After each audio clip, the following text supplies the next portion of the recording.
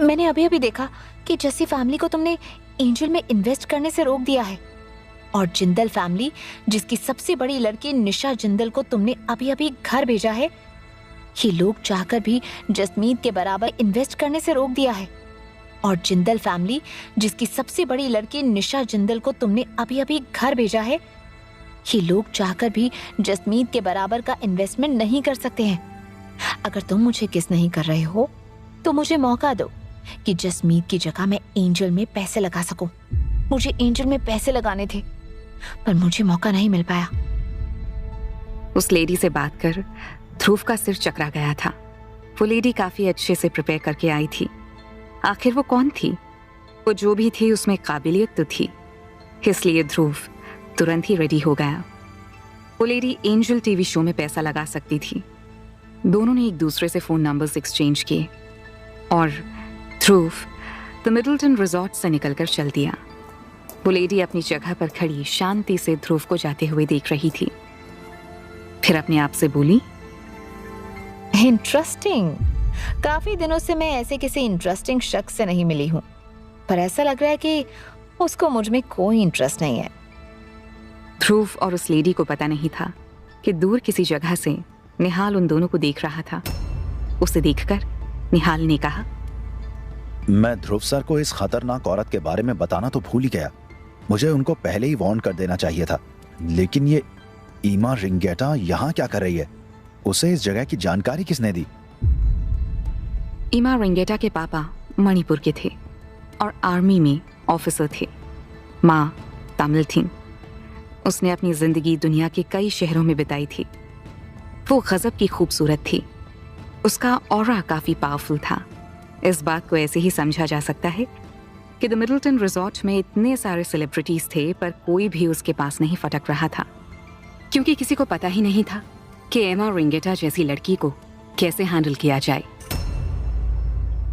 उधर जिंदल फैमिली के बंगले में सभी लोग निशा के वापस आने का बेसब्री से इंतजार कर रहे थे। ईशान अंकल लगातार बाहर लॉन में चहलकदमी कर रहे थे। वो नर्वस भी थे और हताश भी। उन्होंने जैसे ही तृप्ति को सामने खड़े हुए देखा तो कुछ सोचते हुए कहा, मुझे लगता है कि तुम्हारे पापा को फोन कर सब कुछ बता देना चाहिए। हमें उनको यहाँ के सारे हालात बताकर उनसे वापस आने को कहना चाहिए। इस समय वहां जर्मनी से ज्यादा उनकी जरूरत यहाँ है। तृप्ति को बिजनेस के बारे में ज्यादा कुछ नहीं पता था। वो सिर्फ इतना ही जानती थी कि अगर ध्रुव और निशा इस परेशानी को सॉल्व नहीं कर सकते हैं तो पापा भी नहीं कर पाएंगे। उसी समय निशा भी आ गई। निशा को देखकर ईशान अंकल ने हैरानी से पूछा, तुम अकेली क्यों आ रही हो? वो ध्रुव कहाँ है? कार से बाहर निकलते हुए निशा ने कहा, ध्रुव को कुछ काम था, इसलिए उसने मुझे अकेले भेज दिया। दीदी, वहाँ क्या चल रहा है? क्या सब कुछ ठीक है? तृप्ति की बात सुनकर निशा ने तृप्ति के बाल सहलाते हुए तृप्ति को देखा। निशा के चेहरे पर तृप्ति के लिए प्यार उमड़ रहा था। उसने तृप्ति से मुस्कुराते हुए कहा, मैं अभी तक नहीं समझ पा रही हूँ कि ध्रुव क्या करने जा रहा है। मिडलटन रिजॉर्ट में मैंने अपनी आंखों से देखा कि जस्सी बाप बेटा दोनों ध्रुव को मनाने की कोशिश कर रहे थे। जसमीत अंकल तो ध्रुव के जूते साफ करने को भी तैयार थे, पर उन लोगों को इससे भी कोई फायदा नहीं हुआ। वो तो छोड़ो, वहां लोग ध्रुव को ध्रुव सर कह रहे थे। वहां जाकर मुझे ध्रुव का असली रूप देखने को मिला। यहाँ तक कि निशा भी समझ नहीं पा रही थी कि ध्रुव की असली पहचान क्या थी। निशा के कहने का मतलब था कि जिंदल फैमिली में आई मुसीबत टल चुकी थी। निशा की बात खत्म होती ही ईशान अंकल अपनी जगह से खड़े होते हुए बोले, यहाँ ऐसे बैठने की जरूरत नहीं है। पहले हमें देखना होगा कि अभी हमारे पास कितने रुपए हैं। ईशान की बात सुनकर फैमिली के बाकी लोगों ने उन्हें देखकर पूछा, पर हमें ऐसा क्यों करना चाहिए? आपको इस समय पैसे देखने की क्या जरूरत आ पड़ी? ईशान अंकल इतने खुश थे कि उन्होंने हंसते हुए कहा, इन्वेस्टमेंट ग्रुप चैट में अभी अभी अनाउंस किया गया है कि इन्वेस्टमेंट का जो हिस्सा अभी तक जस्सी फैमिली के पास था उसे अब जिंदल फैमिली से रिप्लेस किया जाएगा। इसीलिए अब हम लोग जितना चाहे उतना इन्वेस्ट कर सकते हैं। अगर हम जस्सी जितनी दौलत नहीं जमा कर पाए तो हम दूसरे शेयर होल्डर से बात कर लेंगे। ईशान अंकल की बात सुनकर सभी लोग खुशी से झूम उठे। वाह, ये हुई ना कोई बात। अब आएगा मजा। ये जरूर ध्रुव ने किया होगा। तृप्ति, इतना अच्छा दोस्त कहाँ से लाई? एक ही मिनट में वहां छोटा मोटा सेलिब्रेशन शुरू हो गया था। आज पहली बार जिंदल फैमिली जस्सी पर भारी पड़ी थी। जस्सी को न केवल इन्वेस्टर ग्रुप से बाहर निकाल दिया गया था, बल्कि उसकी जगह जिंदल फैमिली को मौका दिया गया था। जस्सी चाहकर भी इस शो में इन्वेस्ट नहीं कर पाए थे। इसके अलावा जस्सी फैमिली से दूरी बनाने का निशा का प्लान समय से पहले ही पूरा हो गया था। सभी खुशी में एक दूसरे के साथ बातें कर रहे थे। तृप्ति उनकी खुशी देखकर हैरान थी। उसने चुपचाप अपना मोबाइल उठाया और एक तरफ जाकर ध्रुव को मैसेज किया। ध्रुव, कहाँ हो तुम? क्या कर रहे हो? इसके साथ ही तृप्ति ने एक नॉटी सा इमोजी भी भेजा था। ध्रुव ने तृप्ति का मैसेज देखकर जवाब दिया। मैं तो बस सोने जा रहा था। जवाब में तृप्ति ने कहा, कहाँ हो? मुझे तुमसे अभी मिलना है। ध्रुव ने तृप्ति का मैसेज देखा तो हैरानी से पूछा, क्या हुआ? सब ठीक तो है ना? जवाब में तृप्ति का मैसेज आया, इडियट, मैं तुमसे मिल नहीं सकती क्या? तो ध्रुव जी, मुझे आपको कुछ देना है। तृप्ति कुछ देना चाहती थी। ध्रुव हैरान था कि इस समय तृप्ति क्या देना चाहती थी। ध्रुव तृप्ति को मना कर रहा था, पर जब उसने देखा कि तृप्ति मान नहीं रही है तो उसने मैसेज भेजा, तुम अभी कहाँ हो? मैं आता हूँ तुमको लेने। तृप्ति का घर यूनिवर्सिटी के पास था और रात के समय यूनिवर्सिटी जाना तृप्ति के लिए आसान था। इसीलिए तृप्ति ने मैसेज भेजा कि तुम मुझसे यूनिवर्सिटी के स्पोर्ट्स ग्राउंड में मिलो। रात के समय में स्पोर्ट्स ग्राउंड सभी रोमांटिक कपल्स के मिलने के लिए सबसे अच्छी जगह थी। ध्रुव ने जब सुना तो उसके चेहरे पर मुस्कान आ गई।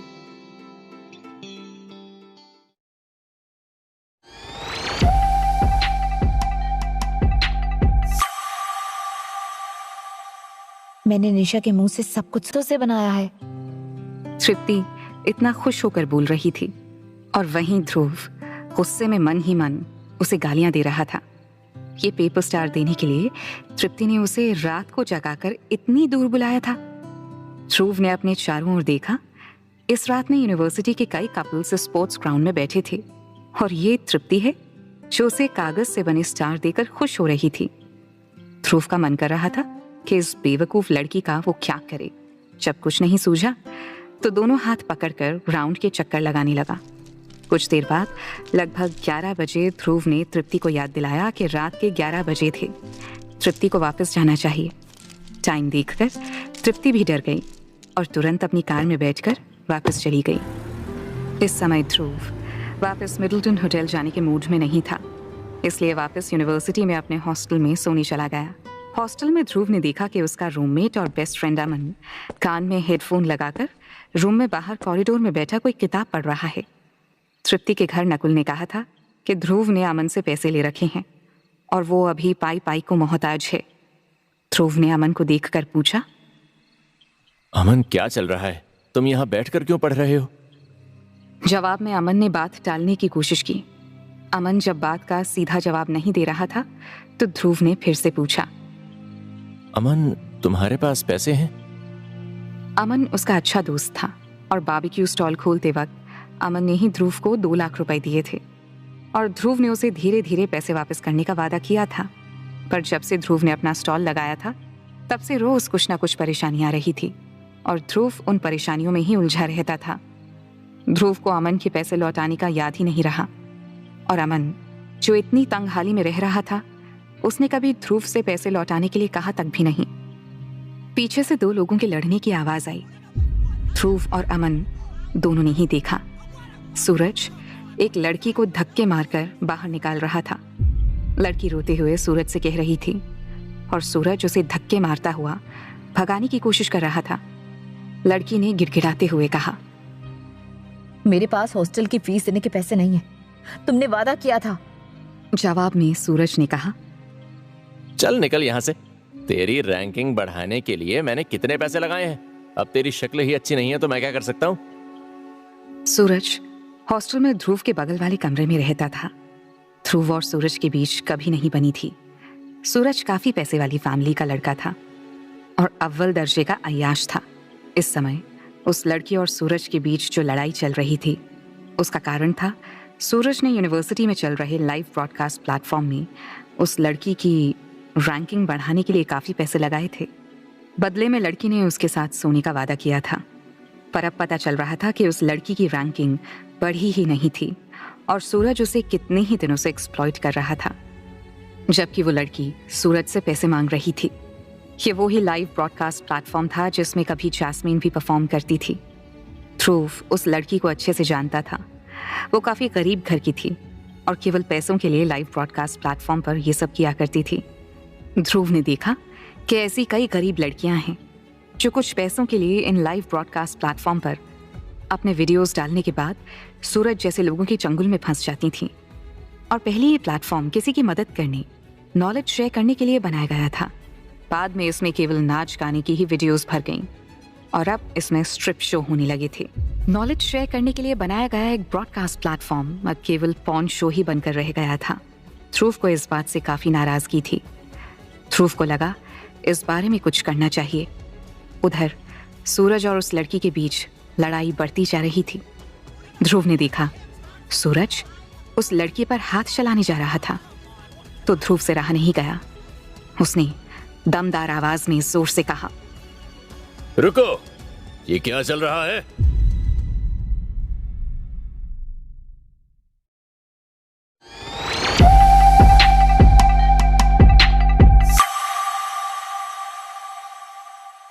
सूरज, तुम किसी लड़की पर हाथ नहीं चला सकते।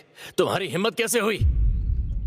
ध्रुव ने जब देखा कि सूरज उस गरीब लड़की के साथ मारपीट पर उतारू है तो वो बीच बचाव के लिए आगे आ गया। ध्रुव का ये रूप देखकर एक बार तो सूरज भी सकते में आ गया। ध्रुव के जोर से चिल्लाने पर आसपास के कमरों से भी लड़के बाहर निकल आए। सब सूरज को ही सपोर्ट कर रहे थे।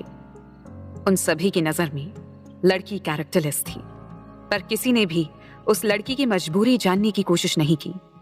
पर केवल ध्रुव ही था जिसने आगे बढ़कर लड़की से पूछा, क्या बात है, तुम रो क्यों रही हो? ध्रुव उस लड़की की मदद करना चाहता था, पर लड़की के जवाब देने से पहले ही सूरज बोला, ध्रुव, तुम जाकर अपना काम करो। हमारे बीच में बोलने की तुम्हें कोई जरूरत नहीं। ध्रुव ने सूरज की ओर देखा तक नहीं और उस लड़की से पूछा कि क्या बात है। ध्रुव की बात सुनकर लड़की ने अपनी आप बीती सुनाई। वो एक गरीब घर की लड़की थी जिसे सूरज काफी दिनों से इस्तेमाल कर रहा था। उसके पास अपनी हॉस्टल की फीस देने, यहाँ तक कि खाना खाने के भी पैसे नहीं थे। अभी सूरज ने उसे अपने कमरे में बुलाकर उसका इस्तेमाल कर भगा रहा था। ध्रुव से रहा नहीं गया। ध्रुव ने उस लड़की से कहा, तुम्हें मैं कुछ पैसे दे रहा हूं, जाकर अपने हॉस्टल की फीस भरो और अपनी पढ़ाई में ध्यान दो। इन सब में कुछ फायदा नहीं। इन सब में पढ़ोगी तो सूरज जैसे लड़कों के चंगुल में फंसकर सारी जिंदगी बर्बाद कर लोगी। इतना कहकर ध्रुव ने अपना मोबाइल निकालकर उसे पैसे ट्रांसफर करने की कोशिश की, पर सूरज नहीं चाहता था कि ध्रुव उसकी मदद करे। इसलिए सूरज ने ध्रुव का मजाक बनाते हुए कहा, ध्रुव, अगर तुम किसी की मदद ही करना चाहते हो तो सबसे पहले अमन की मदद करो, जिसके पैसों पर तुम ऐश कर रहे हो। वो बेचारा ब्रेड और जैम खाकर दिन काट रहा है। इसके बाद सूरज ने सभी लड़कों को सुनाते हुए ध्रुव का मजाक बनाते हुए बोला, तो दोस्तों, इस स्पाइनलेस ध्रुव को देखो, ये इस लड़की की मदद करेगा। कुछ दिन पहले ये जैस्मिन की मदद कर रहा था होटल के एक कमरे में ले जाकर। सुना है वहां से सीधे हवालात गया था। और तो और इसने तो अमन के पैसों से मालिनी जैसी गूंगी बहरी लड़की को नहीं छोड़ा, और आज सबसे शरीफ इंसान बनकर मेरे बीच में बोल रहा है। ये महान आदमी इस लड़की को समझा रहा है कि सूरज के चंगुल में फंसकर जिंदगी बर्बाद कर लोगी। ये क्या जिंदगी बर्बाद करेगी ध्रुव, ये बर्बाद कर चुकी है। जाकर ब्रॉडकास्ट रूम में देखना, इसके काफी सारे वीडियो मिल जाएंगे। तुम इसको भी नहीं छोड़ रहे हो, और कितना गिरोगे ध्रुव, इस लड़की को तो छोड़ दो। सूरज सबके सामने ध्रुव का मजाक बना रहा था, पर ध्रुव ने उसकी बात का कोई जवाब नहीं दिया। उसने चुपचाप लड़की के अकाउंट में 25,000 रुपए डालकर कहा, ये पैसे रख लो और अगर कभी जरूरत हो तो और भी मांग लेना। और जाकर उस लाइव ब्रॉडकास्ट प्लेटफॉर्म से अपने सारे वीडियो डिलीट करो। लड़की जाने लगी तो सूरज ने उसे रोकते हुए कहा, एक मिनट, तुम ऐसे ध्रुव से पैसे लेकर चली कहाँ? पहले तुम्हें मेरे पैसे देने होंगे जो लाइव ब्रॉडकास्ट प्लेटफॉर्म पर मैंने तुम्हारी रैंकिंग बढ़ाने के लिए डाले थे। सूरज अपने शिकार को इतनी आसानी से नहीं जाने देना चाहता था, पर ध्रुव ने बीच में पड़कर उसे भेज दिया। सूरज ने जो पैसे डाले थे वो लाइव ब्रॉडकास्ट प्लेटफॉर्म पर डाले थे। लाइव ब्रॉडकास्ट प्लेटफॉर्म पर लोग आकर अपने परफॉर्मेंस देते थे और बदले में देखने वाले उस पर पैसे डालते थे। इसमें एक्सक्लूसिव अकाउंट भी थे जिस पर पैसे देकर कुछ वर्चुअल कॉइन खरीदे जाते थे और कॉइन के बदले वीडियोस देखे जाते थे। जिस परफॉर्मर को जितने ज्यादा कॉइन्स दिए जाते थे उसकी रैंकिंग उतनी ही ज्यादा हो जाती थी। ये प्लेटफॉर्म पहले यूनिवर्सिटी में पढ़ाई से जुड़ी या कॉलेज से जुड़ी चीजों के लिए बनाया गया था। इसमें कई लोग अपने सब्जेक्ट से जुड़ी वीडियोस डालते थे। ऑनलाइन ट्यूशंस दी जाती थी। फिर इसमें 30 सेकंड के नाच गाने के वीडियोस आने लगे। आज यहाँ केवल अडल्ट कंटेंट के अलावा और कुछ नहीं था। उस लड़की के जाने के बाद सूरज ने ध्रुव को धमकी दी। ध्रुव, तुमको बीच में नहीं आना चाहिए। तुमने मेरा सारा गेम बिगाड़ दिया है। अभी तो मैंने उसे अच्छे से इस्तेमाल भी नहीं किया था। मैं तुमसे वादा करता हूं, इसका बदला मैं जरूर लूंगा। देख लेना, अंजाम बहुत बुरा होगा। ध्रुव ने सूरज को पूरी तरह से इग्नोर करते हुए अमन से पूछा, अमन, ये क्या है?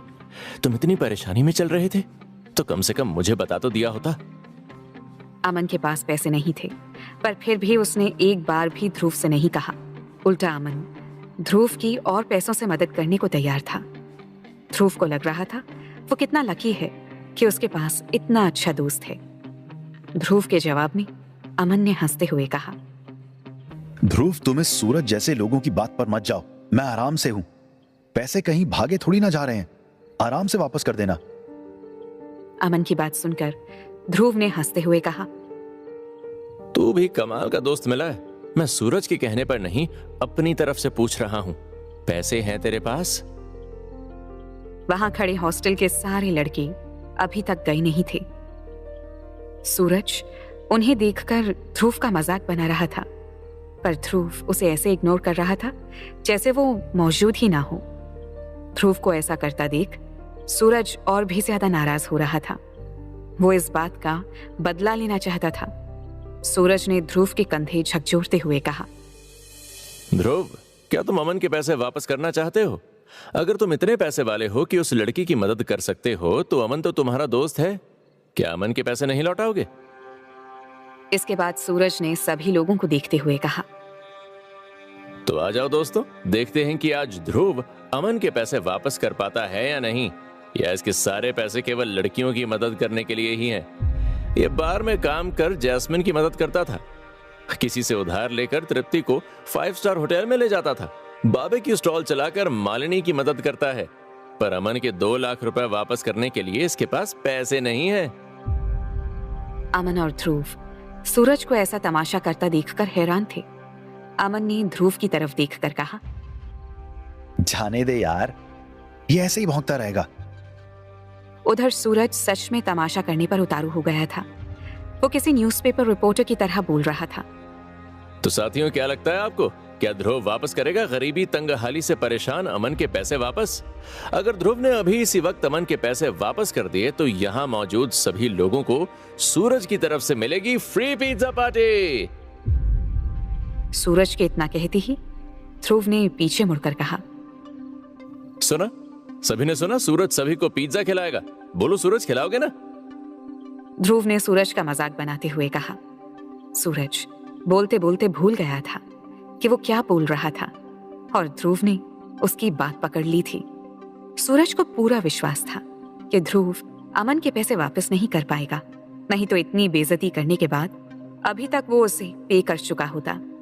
सूरज ने कहा, हाँ कर दूंगा, सभी को पिज्जा खिलाऊंगा, पर शर्त यह है कि ध्रुव को अभी इसी वक्त अमन के सारे पैसे देने होंगे। पर सूरज ने बोल दिया तो सभी लोग ध्रुव को उकसाने लगे। कम ऑन ध्रुव, पे कर दो अमन को और हमें पिज्जा पार्टी करने दो। ध्रुव ने अमन से कहा, अमन, मुझे ठीक से याद नहीं कि तुम्हें कितने देने हैं, पर तुम प्लीज ये कुछ पैसे रख लो। इतना कहकर ध्रुव ने अमन के अकाउंट में कुछ पैसे ट्रांसफर कर दिए। अमन के मोबाइल का लाउड स्पीकर ऑन कर दिया। अमन के मोबाइल से आवाज आई, आपके अकाउंट में ध्रुव ने भेजे हैं 10 लाख रुपए। और इसी के साथ पूरे हॉस्टल में लड़के खुशी से चीख उठे। सूरज की हालत देखने लायक थी। उसे उम्मीद थी कि ध्रुव 2 लाख रुपए नहीं दे पाएगा, पर ध्रुव ने तो 10 लाख रुपए डाल दिए थे। अब सूरज ध्रुव के ऊपर और भी ज्यादा नाराज था। उधर ध्रुव अपने मोबाइल पर आए मैसेजेस को पढ़कर हैरान था।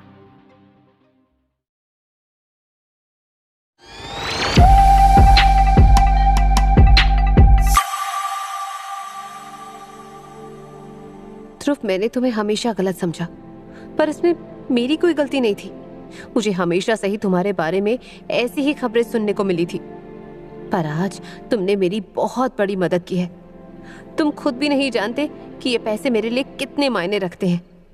इसके अलावा मैं तुम्हें बताना चाहती हूँ कि सूरज यूनिवर्सिटी की स्टूडेंट यूनियन के प्रेसिडेंट के साथ मिलकर तुम्हारे खिलाफ कुछ प्लान कर रहा है। मैं जब उसके रूम में थी तो वो तुम्हारे बारे में और किसी टीवी शो के पहले एपिसोड के बारे में बात कर रहे थे।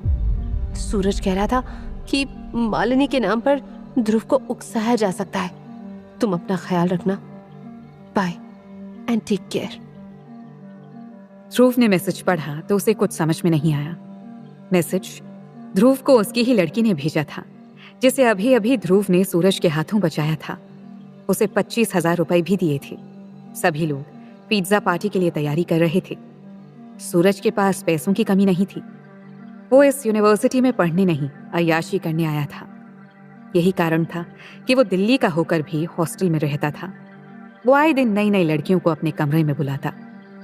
जस्सी फैमिली के नकुल के साथ भी उसकी खास दोस्ती थी। सूरज सभी को पिज्जा खिलाने के लिए जाने वाला था।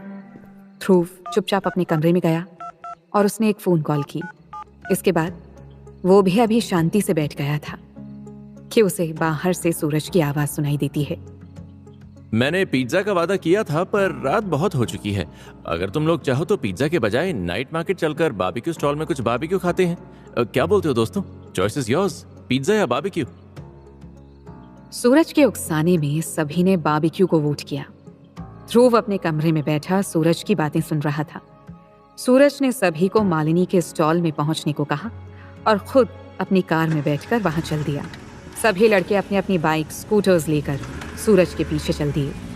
ध्रुव आज अच्छे से सोना चाहता था, पर लगता है नींद उसके नसीब में नहीं थी। कॉलेज के लड़कों के बीच वीडियो या रील बनाकर यूट्यूब पर डालने का शौक काफी बढ़ गया था। कुछ लड़के तो ऐसे थे जो दिन भर मोबाइल हाथ में पकड़कर अपने चैनल के लिए वीडियोस शूट करते रहते थे। सभी के जाने के बाद ध्रुव ने निहाल से एक और बार बात की। ये स्टॉल उसने और मालिनी ने मिलकर चलाया था और शुरुआत में दोनों ही स्टॉल में बराबर की मेहनत करते थे, पर पिछले कुछ दिनों से ध्रुव अपनी उलझनों में फंसा हुआ था और इसलिए स्टॉल पर ज्यादा ध्यान नहीं दे पा रहा था। ध्रुव पिछले कुछ दिनों से एंजल नाम के टीवी शो पर काफी रिसर्च कर रहा था। ये टीवी शो एक अमेरिकन टीवी शो की कॉपी था, जिसमें किसी भी रैंडम शख्स को शो की तरफ से काफी पैसे दिए जाते थे। फिर उसके पैसे उड़ाने के तरीके पर शो बनाया जाता था। इंडिया में इस शो का अच्छा खासा क्रेज था। लोग इस शो का हिस्सा बनना चाहते थे और कुछ दिनों के लिए करोड़पति जैसी जिंदगी जीना चाहते थे। टीवी शो में इनिशियल इन्वेस्टमेंट बहुत ज्यादा था, पर इसका रिटर्न बहुत जबरदस्त था। ध्रुव अपने ख्यालों में गुम था कि तभी निहाल का फोन आया। ध्रुव ने फोन उठाया। उधर से निहाल की आवाज सुनाई दी। ध्रुव सर, जैसा आपने कहा था मैंने सारा काम कर दिया है और आपने जो मेल भेजने को कहा था उसका भी रिस्पॉन्स आ गया है और मुझे बताते हुए खुशी हो रही है कि वो लोग मान गए हैं। ध्रुव निहाल के फोन का ही इंतजार कर रहा था। निहाल की बात सुनकर ध्रुव ने राहत की सांस ली। उधर सूरज अपनी कार में बैठा फुल वॉल्यूम पर म्यूजिक बजाता हुआ नाइट मार्केट की तरफ जा रहा था। अचानक एक स्पोर्ट्स कार तेज स्पीड में उसके बगल से गुजरी और आगे जाकर बीच सड़क में उसका रास्ता रोककर खड़ी हो गई। सूरज ने जब उसे देखा तो अचानक से ब्रेक मारकर खड़ा हो गया। स्पोर्ट्स कार से एक शख्स बाहर निकल कर आया और सूरज की कार के आगे आकर खड़ा हो गया। उसे देखकर सूरज के मुंह से निकला, वाइस प्रेसिडेंट? सूरज और नकुल दोनों एक दूसरे को बहुत अच्छे से जानते थे। दोनों काफी पैसे वाली फैमिली से भी थे और नकुल के कारण ही सूरज हॉस्टल के कमरे में इतनी अय्याशी कर पा रहा था। सूरज के सिर पर नकुल का हाथ था। नकुल को देखकर सूरज भी अपनी कार से बाहर आ गया। नकुल ने सूरज को देखकर कहा, मैंने तुम्हें कई बार कहा है सूरज, मुझे केवल नकुल कहकर बुलाया करो। सूरज ने नकुल को देखकर बताया, तुम सही कह रहे थे नकुल, ध्रुव काफी पैसे वाला इंसान है। उसने अभी थोड़ी देर पहले ही अमन को 10 लाख रुपए दिए हैं। सूरज की बात सुनकर नकुल ने मुस्कुराकर कहा, आज से तुम भी पैसे वाले बन गए हो सूरज। नकुल की बात सूरज की समझ में नहीं आई। उसने हैरानी से पूछा, मतलब मैं कुछ समझा नहीं।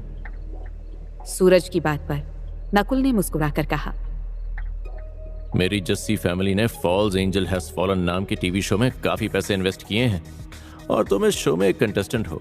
हमारी प्रोडक्शन टीम ने इस शो के कंटेस्टेंट के लिए कई लोगों का नाम लिया था जिसमें तुम सबसे अच्छे लगे।